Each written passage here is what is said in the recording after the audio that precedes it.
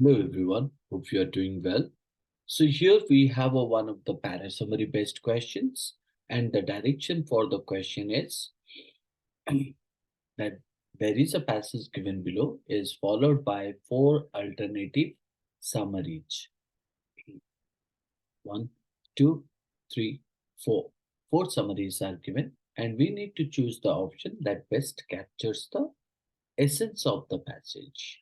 Capture the Captures the essence of the passage. It means we need to follow the principle of the parasummary or rules of the parasummary, that whenever we go for any of the parasummary based questions, what are the things we supposed to see? We supposed to see the couple of important points. The first thing is called as we need to see read the text to get the theme of the text, right? That is the first one. Second thing is called as we need to identify which of the main point or the key points to be added in our summary, and why we shall not use any of the quote which is given in the statement, or maybe examples given in the main statement, and your main statement should be one third of the original text, right? So that is what you would find out. And whenever we go for the eliminating options, so we need to see that any of the options shall not be carried with a lack of information, or you may call means what do we say that um, excessive information or extra information. Excessive, or you can say extra information shall not be given in your options. Extra information, and then it is known as a what?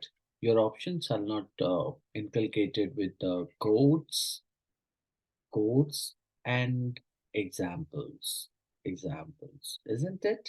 So these are the couple of things we need to keep in our mind while solving the parasummary based questions. Okay, so let's come to the discussion of these parasummary based questions and try to identify which of the option will be the appropriate option, or giving the best essence of the summary out of these four. Okay, so coming to the text, let me read the text. It stated about in recent decades, the incidence of many autoimmune diseases has been increasing. Many microbiome researchers argue that at least some of this rise due to changes in our bacterial ecosystem. Altered diet, the explosion of antibiotic use, and decreasing contact with the micropacked natural world of animals and plants have all combined to transform the bacteria that call humans a home. Our microbiome has changed significantly over the past century, and especially over the past 50 years, says NYU microbiologist Martin Blaster, who puts much of the blame on widespread use of antibiotics. We are losing microbes with each generation. They are going extinct. These changes have consequences, isn't it? So let's look at the each options and try to rectify which one, or try to identify which one will be the appropriate one. If you see that the text main idea is what? The main idea of the passage is that the incidence of autoimmune disease has been on the rise in recent decades. And many microbiome researchers attribute at least part of this increase to changes in the human bacterial ecosystem, specifically alteration in diet, widespread use of antibiotics, and reduced exposure to the diverse microbial environments found in the natural world are identified as factors contributing to, you can say that, significant transformation in the human microbiome. So the quote from NYU microbiologist Martin Blasser underscores the belief that these changes have consequences, particularly you can say that the loss of the loss of microbial diversity with each generation. So if you look into the argument presented around the revolves around the impact of changes in the human microbiome on the increasing incidence of autoimmune diseases. The author and microbiome researchers declared that shift in the bacterial ecosystem within the human body are linked to factors such as changes in diet, widespread use of antibiotics, and reduced contact with the diverse microorganisms in the natural environment. Okay, so let's analyze each and every option. So whether we can carry those of the idea or not. The first option said the increase in autoimmune disease is attributed to changes in our bacterial ecosystem. It is the reduction of microbes due to the use of antibiotic that is causing consequences in the form of disease. Fine. So option two, right? Option two stated changes in our bacterial ecosystem are due to changed diet, excessive antibiotic, and less interaction with nature. These changes are at the least partially responsible for rise in autoimmune diseases.